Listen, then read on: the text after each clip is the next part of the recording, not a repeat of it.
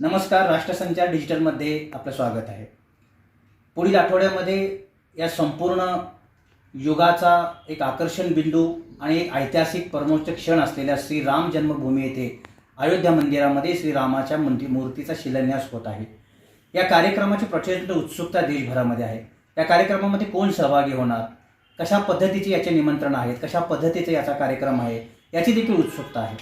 परंतु या प्रभू श्रीरामचंद्राच्या मूर्तीचा शिलान्यास आणि त्याची मूर्तीची प्राणप्रतिष्ठा जे करतायत त्यांच्यामध्ये मूळ पंढरपूरचे सुपुत्र असलेले आणि अमेरिकेसह जगभरामध्ये वेद उपनिषद याचा प्रचार आणि प्रसार करणारे वेदमूर्ती संदीप शास्त्री कापसे गुरुजी यांचा सहभाग आहे. ही आपल्या सर्वांकरता अभिमानाची गोष्ट आहे आणि म्हणून आज राष्ट्रसंचारच्या माध्यमातून आपण संदीप शास्त्री यांच्याशी संवाद साधतोय. तर सर्वप्रथम मी गुरुजींचं अभिनंदन करतो, स्वागत करतो. जय श्रीराम. जय श्रीराम.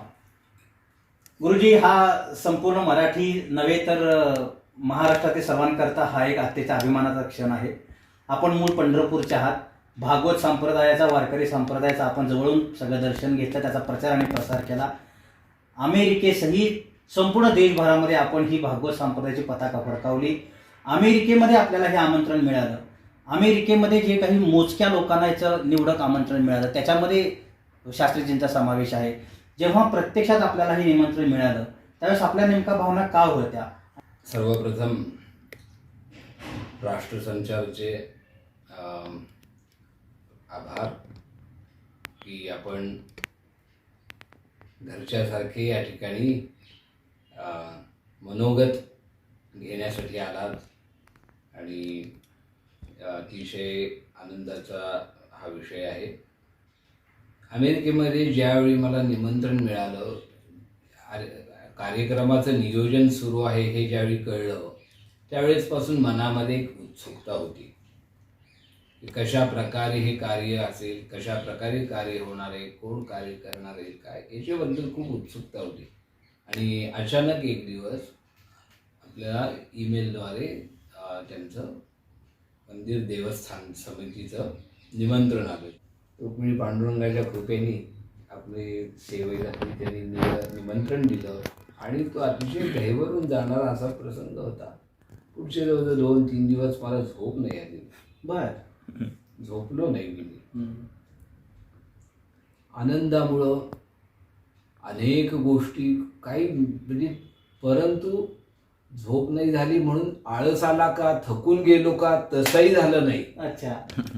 मन प्रसन्न होतं. मन प्रसन्न होतं आणि अजून अजून अजून अजून गोष्टींसाठी, नवीन काही अजून गोष्टी शोधायसाठी, अभ्यासासाठी प्रवृत्त करणार असा आनंद होता. आनंद झाला, एका जागी बसलो, छान वाटलं, इतका आनंद नव्हता. तर ह्याच्या पुढे अजून काय सृजन निर्माण होतं. सृजन. हा खरंय. तर सहयज्ञाः प्रजा सृष्ट्वा पुरोवाच प्रजापतिः अनेन प्रसविष्यध्वमेषवो स्पृष्टका मधुक. अनुभवानीच एवढं चैतन्यमय झालं. केवळ मीच चैतन्यमय झालो का? माझ्या अमेरिकेमधील आमचे जे कोणी सहकारी आहेत, काही शिष्यवर्ग आहेत, काही या लोकांना सांगितल्यावर काही लोकांनी डोळ्यात पाणी आलं. जे जे भगवान प्रभू रामचंद्रांबद्दल ज्यांच्या मनामध्ये श्रद्धा आहे अशा सर्व लोकांच्या श्रद्धा आणि या सर्व त्यांच्या भावना घेऊन मी या ठिकाणी आलेलो आहे. आणि प्राणप्रतिष्ठेसाठी उद्या मी अयोध्येमध्ये दाखल होणार आहे. केवळ भारतीय नव्हे तर विश्वात्मक गुरु शिष्य परंपरेचं प्रतिनिधित्व म्हणून, गुरुजी संप्रदायाचं प्रतिनिधित्व म्हणून आपण तिथे चाललात. आम्हाला याचा नक्कीच अभिमान आहे. आणि हा सगळा सोहळा पुढे जात असताना सर्व तमाम भारतीयांना उत्सुकता आहे की ही नेमकी प्राणप्रतिष्ठा कशा पद्धतीने होणार आहे, यामध्ये काय काय विधी होणार आहे. प्राणप्रतिष्ठेसाठी साधारण 121 विद्वानांची निवड झालेली आहे. गुरुवात्सल्यामुळं मी आलेलो आहे आणि रामरायाची कृपा आहे म्हणून मी त्या ठिकाणी पोहोचणार आहे. सर्व जे लोक येणार आहेत ते अतिशय निपुण लोक आहेत. कस लावून तयार झालेले लोक असे आहेत. 16 तारखेपासून जलयात्रेला सुरुवात होईल. कलश यात्रा. पवित्र शरयू मैयाच्या पूजनानंतर त्या ठिकाणी शरयू मातेचं जे जल घेतलं जाईल. मुख्यतः या जलयात्रेमध्ये साधू संत सर्व निमंत्रित जन, अतिथी लोक आणि मुख्यतः अयोध्येतील ग्रामस्थ जन, त्यांचा हा मान आहे. त्या लोकांनी हे सांभाळलेलं आहे. म्हणून त्या ठिकाणी असणाऱ्या त्या सुवासिनी ज्या आहेत, त्या नगरातल्या कुमार ज्या जे कोणी आहेत, ते सर्व येतील, पूजन करून ते पाणी घेतील पूजनात्मक. आणि ते पाणी घेऊन प्राणप्रतिष्ठेसाठी म्हणून ती जलयात्रा काढली जाणार आहे. तर 84 सेकंदात नेमकं काय होणार आहे याची उत्सुकता लोकांना होणार आहे. हा, बेसिकली काय आहे की 16 तारखेपासून कार्यक्रम सुरू झाल्यानंतर 17, 18, 19, 20, 21 अशा ह्या पुढच्या ज्या 5 दिवसांचा जो आहे साधारण प्रायश्चित्त घेतलं जाणार आहे. प्रायश्चित्त कर्म जे आहे ते प्रायश्चित्त कर्मानंतर म्हणजे पश्चात्तापेन चित्तम प्रतिक्षणम दहती इति प्रायश्चित्त. पश्चात्तापेन शुद्धता. हा, पश्चात्तापाने चित्त प्रतिक्षणम दहती. मग आता ते दहन जे होतं ते कुठंतरी शमन झालं पाहिजे, म्हणून शेवटी तीर्थांचा आश्रय घेतला जातो. आणि त्यानं सांगितलं की तीर्थांमध्ये मम सर्व पापम व्यपोहतु अशा प्रकारे प्रार्थना आहे. तर आपण आता हे खूप पवित्र कार्य करणार आहोत. तर कोणतेही दोष म्हणजे एनर्जीज, निगेटिव्ह एनर्जीज और बॅड एनर्जीज असेल, या सगळ्या गोष्टी ज्या आहेत त्या आपल्याला बाजूला करायच्या. मग त्या कशा करायच्या? बाजूला हो म्हणल्याने ते होत नाहीत. मग त्यासाठी शास्त्राने काही उपाय सांगितले, असं करा, असं करा, असं करा. जे काही आज भारतामध्ये उपलब्ध आहेत वेद वाङ्मय, त्या सर्व वेद वाङ्मयाची विद्वान त्या ठिकाणी येऊन जलाधिवास, देवाला त्या मूर्तीला पाण्यामध्ये ठेवणे, सर्व तीर्थांमध्ये ठेवणे, वेगवेगळ्या ठिकाणून आलेली तीर्थे, मानस सरोवर पासून पण आलेलं आहे जल. जानकीमाई जनकपुरीवरून सीतामय्याच्या त्या नगरीतून जवळजवळ 30 नद्या आहेत त्या नेपाळ भागात. एवढे पाणी आलेलं आहे. आपल्या भारतातल्या सगळीकडून पाणी आलेलं आहे. पंढरीची चंद्रभागा पण येणार आहे. असं सगळीकडून सर्व तीर्थ येणार आहेत रामरायाच्या अभिषेकासाठी, ते जलाधिवासासाठी. त्यानंतर धान्याधिवास आहे. धान्यामध्ये त्या देवतांना स्थापन करणे. त्यानंतर पुष्पाधिवास आहे. अनेक प्रकारचे वास सांगितलेले आहेत. अगदी रत्नवासांपर्यंत सांगितलेले. पूजन, स्नान केलं, अगदी घासून देवाला स्नान करवलं जाणार आहे. म्हणजे त्यामध्ये अगदी सुरुवातीला बघा चंदनाच्या तेलाने सुरुवात होते. चंदनाचं तेल असेल, काही अजून सुगंधी द्रव्य असतील. त्यानंतर आपल्याकडं जसं पंढरीत अभ्यंग स्नान असतं तसं अभ्यंग स्नान असणार आहे.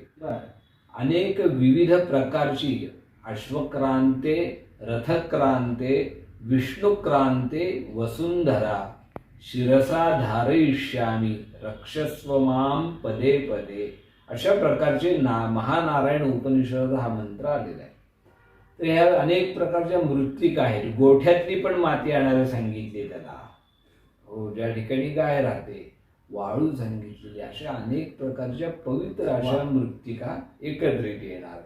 त्यानंतर फलरस आहेत, अनेक फळांचे रस आहेत. त्यांनी देवाचं पूजन, अभिषेक केला जाणार आहे, स्नान केलं जाणार आहे. अभिषेक नाही, स्नपन विधी आहे. त्यानंतर सुवर्ण स्नान सांगितलेलं आहे, सोन्याने स्नान घालायचं. त्यानंतर रजत स्नान सांगितलेलं आहे, रत्न स्नान सांगितलेलं आहे. आपण पुन्हा मूळ प्रश्नाकडे येऊ. पुन्हा तो 84 क्षण, त्या 84 सेकंदाचं. तर 22 तारखेला हा 84 सेकंदाचा अभिजित लग्न आहे. त्या ठिकाणी देवाला काढ्याचा पण एक नैवेद्य सांगितला आहे. कारण एवढ्या वेगवेगळ्या प्रकारची स्नानं झालेली आहेत, तर ती बाधून आहेत. तर 22 तारखेला जो अभिजित लग्न पंडित गणेश्वर शास्त्री द्रविड गुरुजींनी ज्या मुहूर्ताची स्पष्टता अनेक वेळा केलेली आहे, अतिशय शुभ असा मुहूर्त, शुभ पंचबाणयुक्त असा तो मुहूर्त आहे. बेसिकली त्या मंत्रांचा उच्चार केला जातो आणि मंत्राचा उच्चार करून प्रार्थना केली जाते. स्वामीन लक्ष्मीश भगवन सर्वत्र करुणा कर, यावत पूजावसानकं स्यात् बिंबे अस्मिन बिंबे त्वम सन्निधो भव, त्यामध्ये विराजमान व्हा. विराजमान व्हा तुम्ही आता. गुरुजी, हे आपण सगळं प्राणप्रतिष्ठेचं वर्णन सांगितलं, पण हे ऐकल्यानंतर प्रत्येक भारतीयाला, आमच्या सर्वांना वाटतं की तिथेही आपण प्रत्यक्ष उपस्थित राहावं आणि तो सगळा सोहळा अनुभवावा. पण आम्ही सगळे तिथे जाऊ शकत नाही, त्या औचित्यपूर्ण देखील नाही. आम्ही नेमकं काय केलं पाहिजे की आम्ही मानसिकदृष्ट्या त्या सर्व कार्यक्रमामध्ये सहभागी आहोत आणि प्रभू रामचंद्राच्या शरणाशी आमची सेवा देखील समर्पित व्हावी, याकरता आम्ही काय करावं असा आपला संदेश राहील. 21 तारखेला आपल्या स्वतःच्या घरातील देवघर पहिल्यांदा स्वच्छ करा.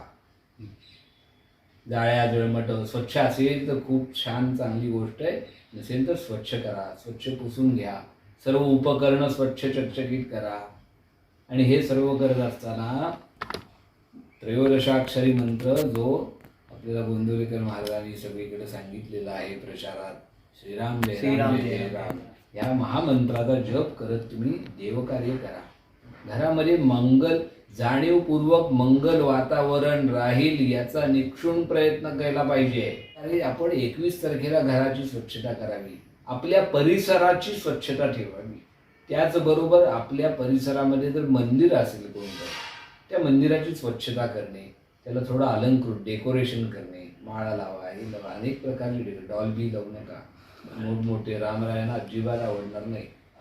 रामरायाचं जे पावित्र्य आहे, कारण तो वज्रालपी, तो धीर गंभीर आहे, तो ती देवता हो. आणि आपण सगळ्यांनी छानपैकी आनंदाने हा दिवस साजरा करा. या चांगले नवीन कपडे घाला, लोकांना तुम्ही अभिनंदनाचे संदेश पाठवा, जप करा, जेवढं तुम्हाला करता येईल तो आनंदाचा दिवस. तुमचं आपलं सर्वांचं भाग्य आहे की आपल्याला या पिढीला हे अनुभवता आलं. रामरायांचं वैशिष्ट्य असं आहे, एवढंसं जरी केलं ना काही त्यांच्यासाठी, त्यांना खूप वाटतं ते. त्या लहान मुलांना गोष्टी सांगाव्या रामायणाच्या, एक दिवस डिव्हाइस पासून लांब ठेवा सगळ्यांनी, इन्क्लुडिंग आपण स्वतः सर्व. बरोबर. हे कुठेतरी बदल हा आणला पाहिजे. तुमच्या सर्वांच्या भावना, प्रार्थना ह्यासाठी आम्ही त्या ठिकाणी आम्हाला निमंत्रित केलेलं आहे. याच्या व्यतिरिक्त काही नाही. ह्या तुमच्या सगळ्यांच्या भावना त्या फक्त कशा प्रकारे, representative of us. Yes, we are just representative of all of you. आम्हाला फक्त एवढंच सांगितलं की अशा अशा प्रोसेसने तुम्ही तुमचे या सर्वांच्या भावना या मंत्रांच्या द्वारे तुम्ही समर्पित करा. अशा प्रकारचं आम्ही त्या ठिकाणी कार्य आहोत. तुम्ही सर्व आहात. भगवान प्रभू रामचंद्र आपणा सर्वांना उदंड आयुष्य, यश, कीर्ती, लाभ, विजय आणि सत्य सनातन धर्माचं पूर्ण ज्ञानपूर्वक आचरणाची बुद्धी देवो, ही भगवंताच्या चरणी प्रार्थना करून श्री रुक्मिणी पांडुरंगा चरणी समर्पित. फार सुंदर.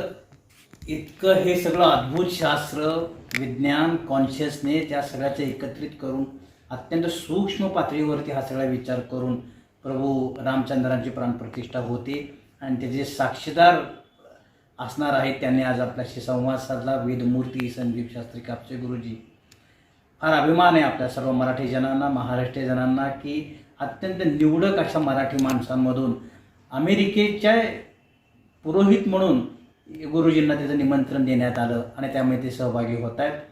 तर प्रभू रामरायांच्या सगळ्या सोहळ्यामध्ये आपण सहभागी होणारच आहोत, परंतु या सगळ्या ह्याच्यामधून जगत कल्याणाचा आणि सर्वत्र सकारात्मक आणि अत्यंत वैदिक दृष्टिकोनातून एक कॉन्शियसनेसचा, वैज्ञानिक सिद्धतेचा एक प्रयोग होऊ द्या आणि सर्वत्र जगामध्ये शांतता लांबू द्या, अशी आपण प्रार्थना करूयात. आणि या निमित्तानं गुरुजींनी आपला संवाद साधला त्याबद्दल मी तुमचे आभार मानतो.